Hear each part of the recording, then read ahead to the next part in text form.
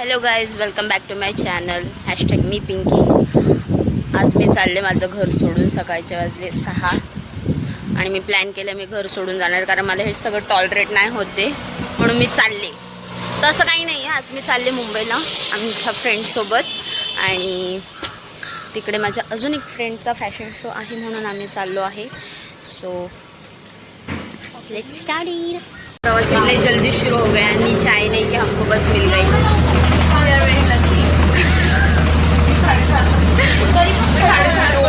उधर तिकडे वेगळाच कलेश चालू, वेगळाच कलेश आहे. अभी हम जा रहे रेल्वे स्टेशन, कारण कसारा घाटातून खूप जास्त घाई आहे. सो चलो, तू थांब. इथे आम्ही तिकीट काढतोय आणि आमची गाडी आहे 7:05 वाजता आणि आता वाजली आहे 7 आणि अजून आमचे तिकीटच निघत नाही आहे. वाव, फायनली आमचं तिकीट काढून झाले ना, आता आम्ही पळतोय. अरे भाग. अभी हम जा रहे ट्रेन में चढ़ने के लिए 2 टिकट निकाल लिए दादर स्टेशन के. मी हिंदी का बोलते. दादर स्टेशनचे मी 2 तिकीट काढले ना, आता आम्ही पळत पळत चाललो आहे. 6ची ट्रेन आहे.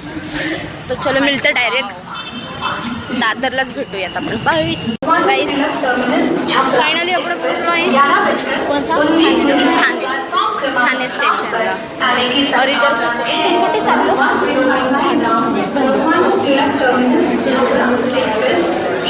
चाललो आहे आता. थकले मी.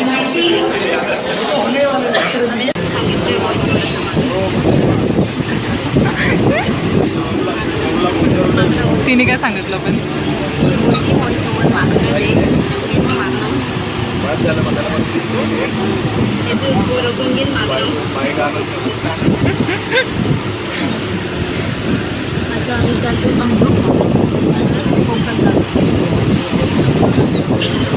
आफ्टर सो मच प्रवास मी आले मुंबईला, भांडूपमध्ये कोकण नगरला.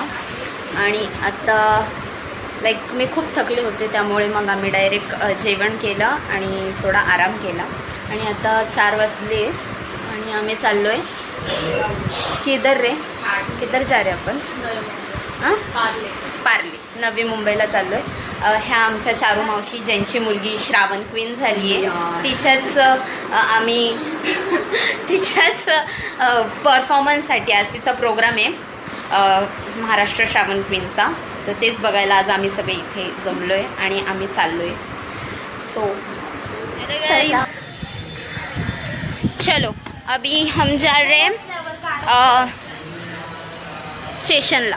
आता आपण चाललो स्टेशनला, तिकडनं जायचं आहे न्यू मुंबई. सो चलो, आपण हा पास दाखवून प्रथम पण एकच आहे ना, पण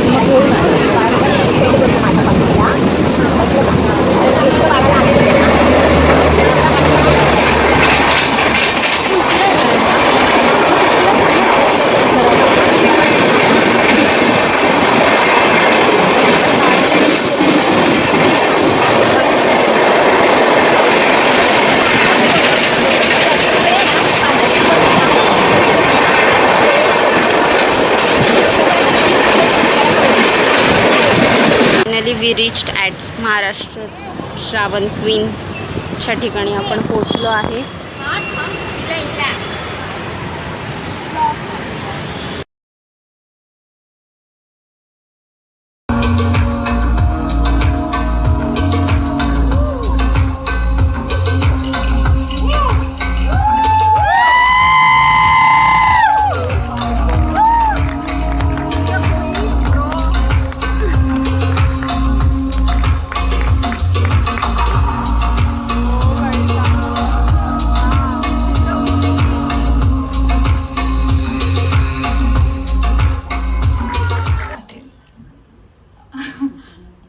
will be thankful to. Thank you तुमच्या प्रश्नासाठी. माझ्या फॅमिलीलाच मला खूप जास्त थँक्यू म्हणावं वाटतंय, कारण त्यांनी कधीच मला कुठल्याच गोष्टीसाठी थांबवलं नाही. मला माझ्या स्वप्नांना जगू दिलं, मला खूप मोटिवेट करतात आणि आता सुद्धा तुम्हाला दिसतच आहे. तर माझ्यासाठी सगळ्यात महत्त्वाचं माझं कुटुंब आहे, माझी फॅमिली आहे आणि त्यांच्यासाठीच माझं सगळं काही आहे. थँक्यू.